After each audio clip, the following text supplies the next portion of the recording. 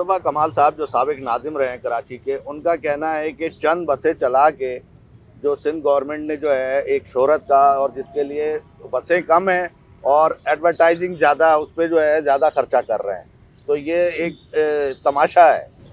शाहिद भाई, मैंने एक चीज़ जांच ली है कि काम ना करो तो तनकीद, काम करो तो और ज़्यादा तनकीद। मैं समझता हूँ हमें तनकीद से बाहर निकलना चाहिए। मैंने हमेशा ट्रांसपोर्ट के इशू कभी डिफेंड नहीं किया। मैंने हमेशा कहा कि यहाँ पे सिंध हुकूमत जहाँ हेल्थ में अच्छा काम किया, यूनिवर्सिटीज़ के लेवल पर अच्छा काम किया, पब्लिक प्राइवेट पार्टनरशिप में अच्छा काम किया, इंफ्रास्ट्रक्चर को ठीक करने के लिए काम किया, ट्रांसपोर्ट को हम उस तरीके से नहीं कर पाए। इस साल के बजट में हमने पैसे रखवाए, 8 अरब रुपए रखवाए। उन 8 अरब रुपए को हमने टेंडरिंग की, काबीना से मंजूर कराया, असेंबली से मंजूर कराया, ऑर्डर प्लेस किया, बसेस को इंपोर्ट किया, बसेस कराची आ गई और अब चलना शुरू हो गई हैं। 240 नई बसेस आई हैं और 4 अरब रुपए हमने इस साल के बजट में फिर मुख्तस किए ताकि और बसेस का इजाफा किया जा सके। तो मैं समझता हूँ इसका फ़ायदा जो है कराची वालों को ही होगा। आज वज़ीर आला सिंध खुद मेट्रोपोल से एक बस में चढ़े, बग़ैर बताए, बग़ैर प्रोटोकॉल चढ़े। मैं भी था उनके साथ, वज़ीर बल्दियात भी उनके साथ थे, और वो जो कम्यूटर्स थे जो बस पर मौजूद थे उनसे बात की, वो बड़े खुश थे, उनके तासुरात बड़े मुस्बत थे। उन्होंने वज़ीर आला से उनका शुक्रिया भी अदा किया और ये कहा कि सर्विस को और एक्सपेंड करने की ज़रूरत है। इंशाल्लाह एक्सपेंड करेंगे। आज से हमारा जो दूसरा रूट है जो कि नॉर्थ कराची से कोरंगी की तरफ जाएगा, नीपा और नागन चुरंगी से होता हुआ, लांडी से होता हुआ इंडस हॉस्पिटल तक जाएगा, वो ऑपरेशनल हो गया है।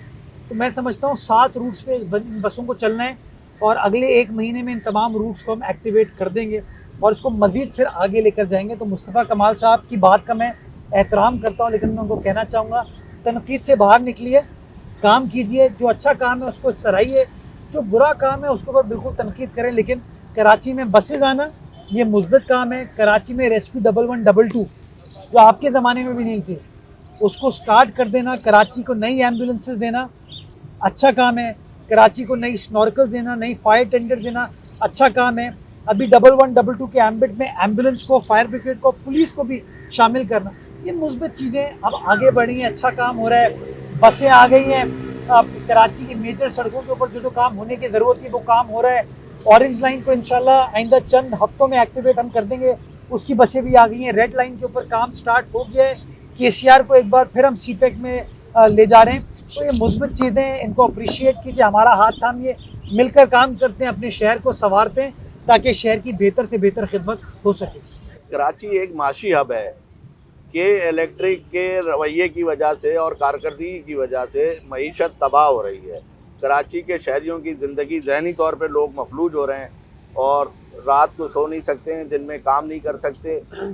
ये एक कोई इसका प्लान है। फिर इसके साथ एक पानी का मसला है शहर के लिए। K4 का मंसूबा जो है वो डिले हो गया है। तो इन मुश्किलात में कराची फंसता जा रहा है। इसके लिए सिर्फ उम्मीदें और आसरे जैसे इमरान खान ने दिए थे कि समंदरी पानी को मीठा करके जो है वो कराची के लिए करेंगे, लेकिन वो कुछ नहीं हुआ। शायद भाई सिर्फ आसरे या उम्मीद नहीं है। अब ठीक है ना, बसों का आसरा था लेकिन बसें चल पड़ी, एम्बुलेंस का ऐलान था लेकिन एम्बुलेंस चल पड़ी, हेल्थ केयर सिस्टम को बेहतर बनाने का वादा था। आप NICVD, जिना, SIUT, कोरंगी, इंडस हॉस्पिटल, हम ग्रांट लेकिन अस्पतालों को भी चला रहे हैं। तो सिर्फ ये नहीं कि ऐलान किए हैं, इन ऐलानात को वफा किए, अमली जामा पहना है, जिसका फ़ायदा हमारे शहर को है, हमारे सूबे को है, हमारे मुल्क को है। K इलेक्ट्रिक को हमने प्राइवेटाइज़ नहीं किया।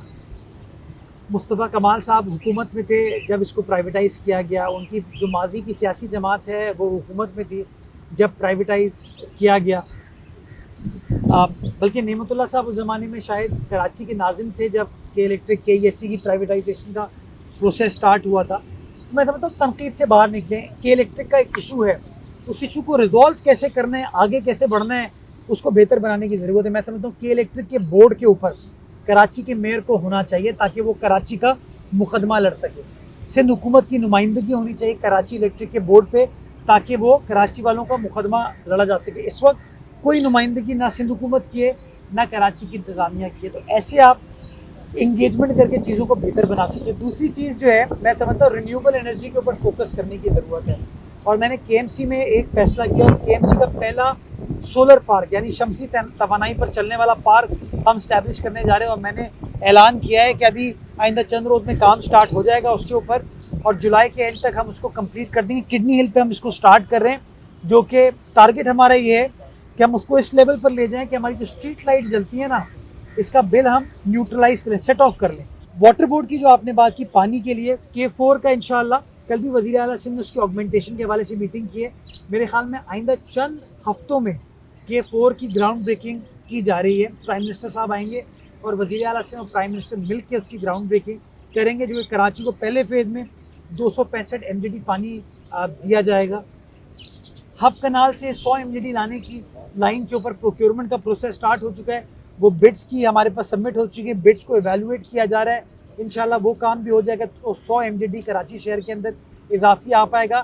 डीसैलिनेशन जो है मैं समझता हूँ सबसे इम्पोर्टेंट प्रोजेक्ट है कराची शहर के लिए। मैं समझता हूँ जो मौसमी असरात हैं उससे निपटने के लिए आपको समंदर के खारे पानी को मीठा करना सबसे इफ़ेक्टिव तरीका है और उसके ऊपर 2-4 प्रपोजल्स गवर्नमेंट के पास आए हैं, उसके ऊपर हम काम कर रहे हैं।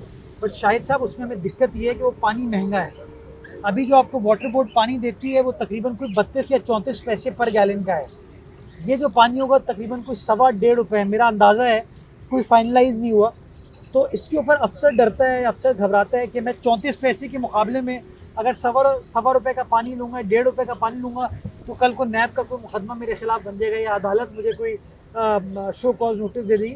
तो इस मामले को हम रिजॉल्व करने की कोशिश करें और उसमें आप जैसे दोस्तों की हमें मदद चाहिए कि आप मीडिया में लोगों को ये इन्फॉर्मेशन प्रोवाइड करें कि पानी दुनिया भर में एक कमोडिटी है और अगर हम डिसैलिनेशन की तरफ नहीं जाएंगे, इसमें बड़ी इन्वेस्टमेंट लगती है, अगर हम डिसैलिनेशन की तरफ नहीं जाएंगे तो सस्टेनेबल अंदाज से हमारे शहर का पानी का मसला जो है इतनी आसानी से हल नहीं हो सकता। 10 माह में आपका जितना तजर्बा हो गया है, इसके बाद क्या आप ये समझ रहे हैं कि इस शहर की मज़ीद खिदमत के लिए आप मेयर के इलेक्शन में जाएं?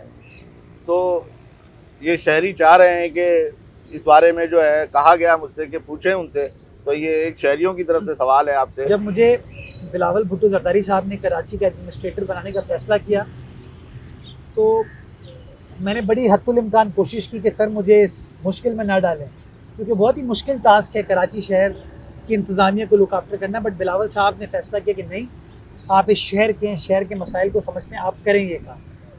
और मैं बड़ा ग्रेटफुल हूँ बिलावल साहब का कि उन्होंने मुझे मौका दिया, क्योंकि इन 10 माह में मुझे शहर से मोहब्बत तो थी, इस शहर के लोगों से मोहब्बत थी, मुझे KMC से ही मोहब्बत हो गई है। मुझे KMC के लोगों में जज्बा नज़र आया है काम करने का, मुझे पोटेंशियल नज़र आया है काम करने का। ये क्रैश कोर्स मैंने कराची की इंतज़ामिया के हवाले से, मेरा ट्यूशन समझ लें आप हुई है, बहुत मैंने सीखा है इस शहर की इंतज़ामिया के हवाले से। और अगर शहर के लोग मुनासिब समझते हैं, शहर के लोग ये समझते हैं कि मुझे शहर की खिदमत करनी चाहिए, जिस कैपेसिटी में शहर के लोग कहेंगे कि हमारी खिदमत करें, मैं हाजिर हूँ। ये मेरा शहर है, इस शहर के लोग मेरे हैं, इसकी गलियाँ मेरी हैं, इसके पार्क मेरे हैं, इसकी फूड स्ट्रीट ओपन स्पेसेस मेरी हैं, इसका समंदर मेरा है। मेरे लिए तो एजाज़ होगा, मेरे ख़ानदान के लिए एजाज़ है कि मैं शहर की खिदमत कर सकूँ, इन लोगों की खिदमत कर सकूँ, जिस कैपेसिटी में भी, चाहे सरकारी हो, नीम सरकारी हो, प्राइवेट हो, वकील की हैसियत से, जिस तरह भी।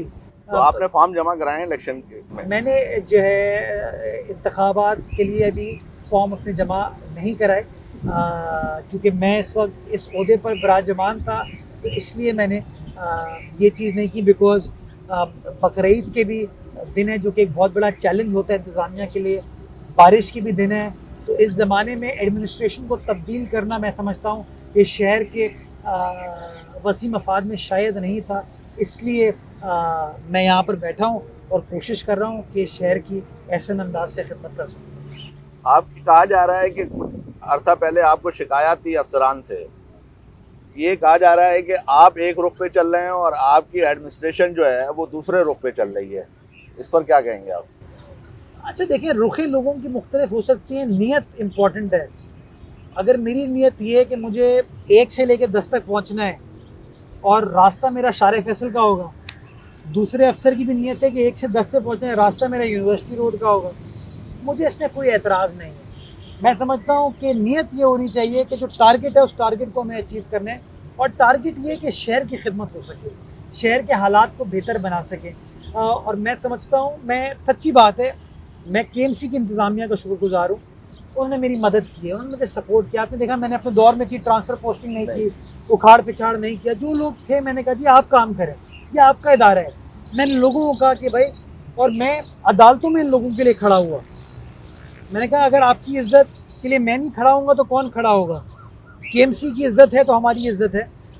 तो मैं समझता हूँ वो रास्ते लोगों के मुख्तलिफ हो सकते हैं, नीयत एक है कि शहर की खिदमत करनी है, शहर के हालात को बेहतर बनाना है, शहरियों की खिदमत करनी है, और इंशाल्लाह इसी जज्बे के साथ आगे बढ़ते रहेंगे। बहुत शुक्रिया मुस्तफा आपका। Thank you.